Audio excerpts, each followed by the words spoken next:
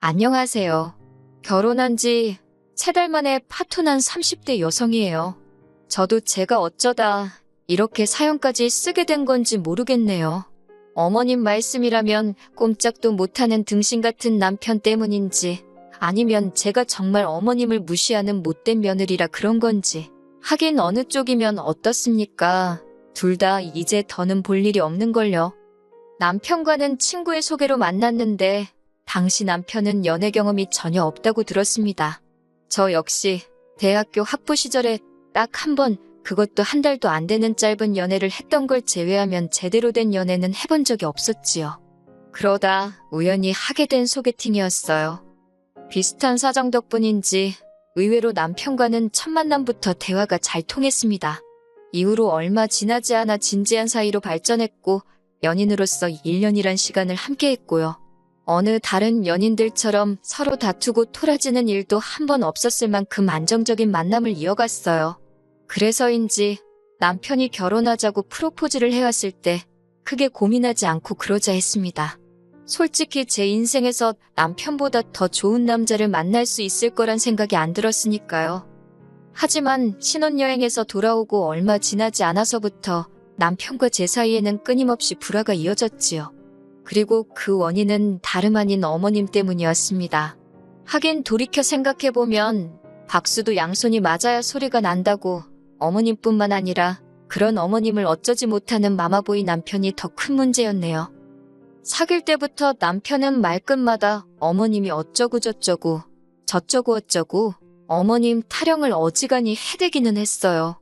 하지만 저는 요즘의 딸처럼 살가운 아들들이 많다더니 내 남편도 그런 아들인가 보다. 그렇게 좋게만 생각했지 솔직히 마마보이라고는 생각하지 못했어요. 말이 나와서 말인데 아버님은 남편이 어렸을 때 병으로 세상을 떠나셨고 이후로 어머님 혼자 온갖 굳은 일을 해가며 남편을 키우셨다고 들었거든요. 그래서 다른 모자지간보다 조금 더 애틋한가 보다. 그 정도로만 생각했지요. 마마보이 남편 때문에 마음고생한 일을 전부 다 늘어벌리자면 끝도 없게 생겼으니 결정적인 사건만 이야기해볼게요. 결혼 전 남편은 어머님과 단둘이 살고 있었고 저는 자취를 하고 있었어요. 친정은 경기권에 있었는데 출퇴근할 때마다 교통지옥에 제가 체력이 바닥나는 게 느껴져서 회사 근처로 독립을 했거든요. 그러다 본격적으로 결혼 이야기가 오가면서 어머님이 먼저 집을 해주겠다는 의사를 전해오셨습니다. 저도 저희 친정 부모님도 그쪽으론 크게 기대한 바가 없었기 때문에 그런 어머님의 말씀에 놀라기도 했고 동시에 매우 감사했어요. 하지만 막상 식을 올리고 나자 어머님께서는 말을 바꾸셨습니다. 주시는 게 남편 명의로 집을 해주시는 게 아니라 당신이 가진 빌라를 저희에게 전세로 주시겠다는 거예요. 하시는 말씀이 원래는 다른 사람들한테 보증금 3천에 월세 60만 원에 내놓는 집인데 저희한테는 전세로 주시겠답니다. 보증금 1억만 당신한테 맡겨놓고 공짜로 살라나요? 지어진 지 20년은 좋게 되어 보이던 그 빌라는 어디서 그렇게 바람이 들어오는지 우풍도 너무 심했고 욕실은 원래 색을 알 수 없을 만큼 곰팡이로 뒤덮여 있었어요.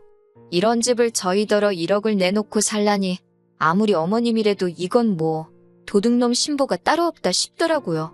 정말이지 100번 양보해서 들어와서 산다고 해도 손대야 할 곳이 한두 군데가 아니었습니다.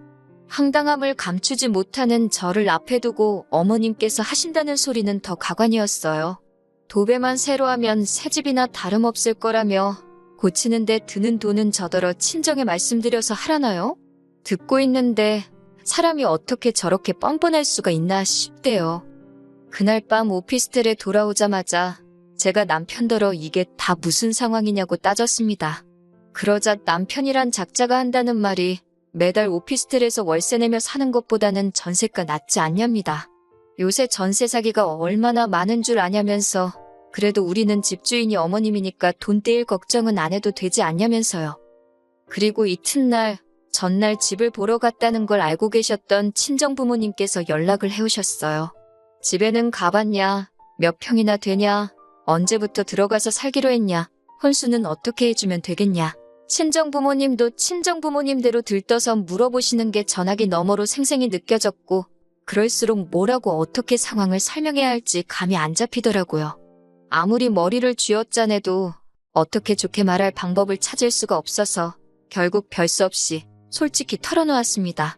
집도 너무 별로고 게다가 주는 게 아니라 전세다. 보증금도 1억이나 된다. 손 뗄 곳이 한두 곳이 아닌데 나더러 하란다. 듣고 계시던 친정아버지께서 이게 무슨 개뼈다귀 같은 소리냐고 크게 화를 내셨어요.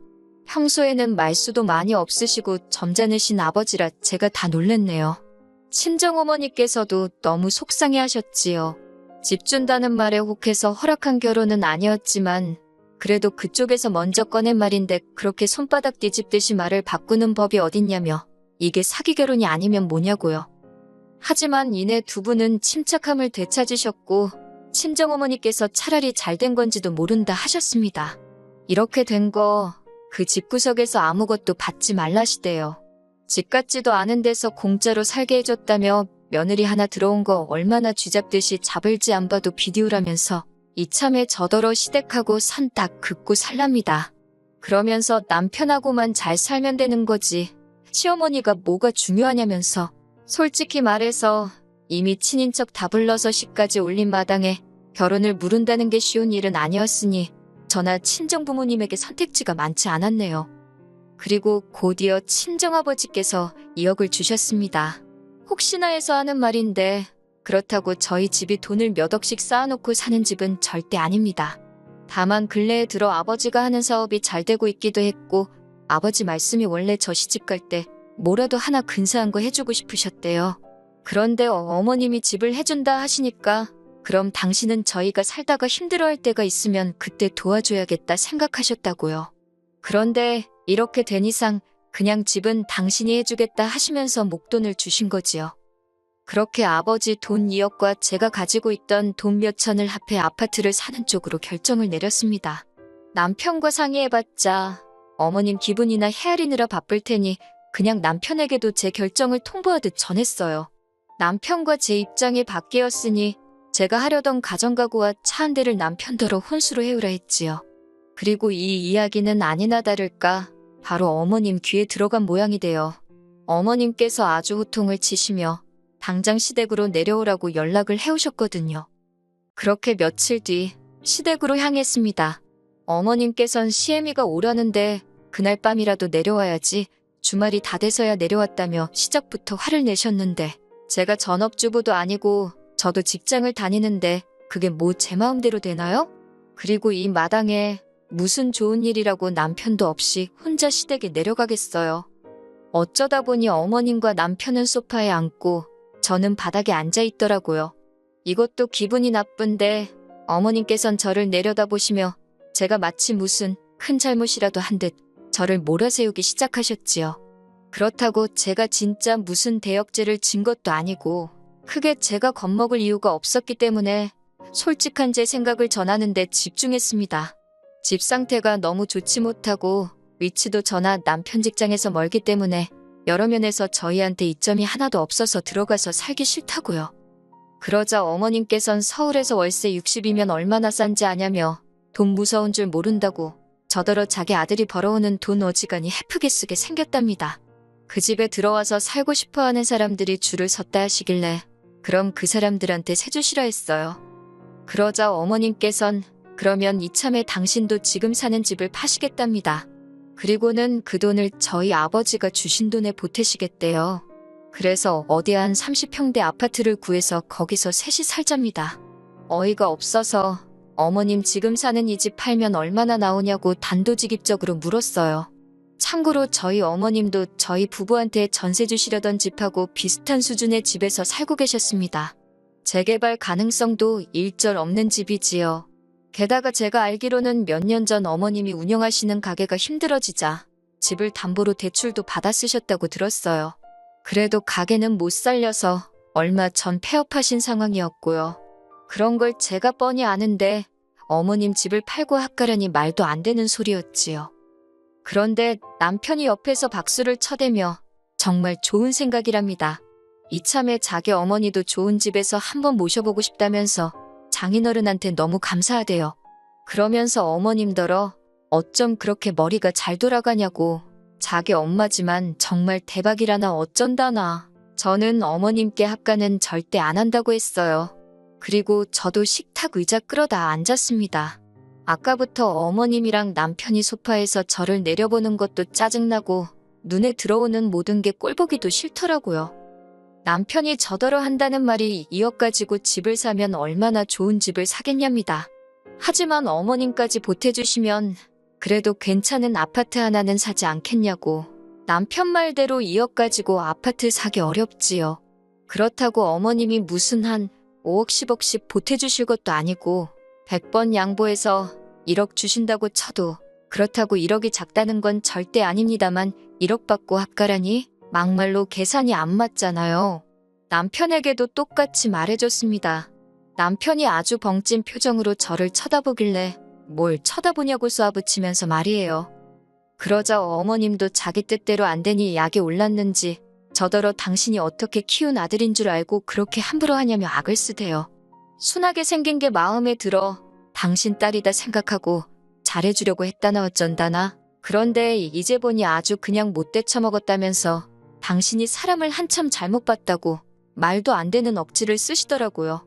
그러더니 하는 말이 결혼할 때 혼수금 모고 하나도 안 해오지 않았냐면서 혼수 필요 없으니 돈이나 내놓고 나가랍니다. 아니 뭐 받은 게 있어야 혼수를 해올 거 아니냐고 저도 지지 않고 받아쳤어요.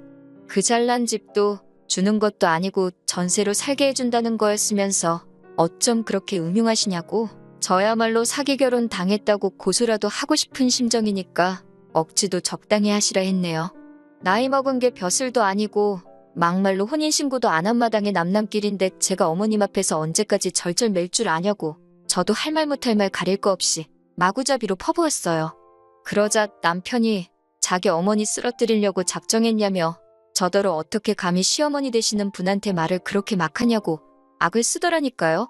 어머님은 어머님대로 알고 소리만 연신하시며 마른 걸레 쥐어짜내든 눈물 쥐어짜내시는데 진짜 쇼도 그런 생쇼가 없었지요. 남편더러 그만하라고 오피스텔에서 짐 꺼내놓을 테니까 짐 찾아가라 했습니다. 너랑 살면서 더한 꼴 보느니 당분간 좀 쪽팔려도 여기서 갈라서는 게 낫겠다고요. 그런데 한 달쯤 지났을까요? 번호까지 바꾸고 친정에 들어가 살고 있었는데 남편이 어떻게 제 번호를 알아내서 연락을 해왔더군요. 자기 좀 살려달라면서 한다는 말이 어머님이 사시는 집이 경매로 넘어가게 생겼답니다. 대출을 안 갚아서요. 그러면서 저더러 돈 좀 빌려달래요. 이거 완전 또라이 아닌가요? 제가 당신이랑 나랑 무슨 사이라고 돈을 빌려달래냐고 2번 다시 연락하지 말라고 했습니다. 그제서야 늦게나마 퍼즐이 맞춰지더군요. 처음부터 집을 미끼로 제 돈을 노린 거였어요. 설마 시까지 올렸는데 제가 그 집에서 안 살고 백이겠나 그렇게 생각하셨던 모양이에요. 3개월 만에 친정으로 돌아왔으니 솔직히 주변에서들 얼마나 수군거릴지 친정 부모님께도 죄송하고 여러 가지로 속상하고 우울합니다. 그래도 더 늦지 않아서 다행이다 싶기도 해요. 또 좋은 날이 오겠지요.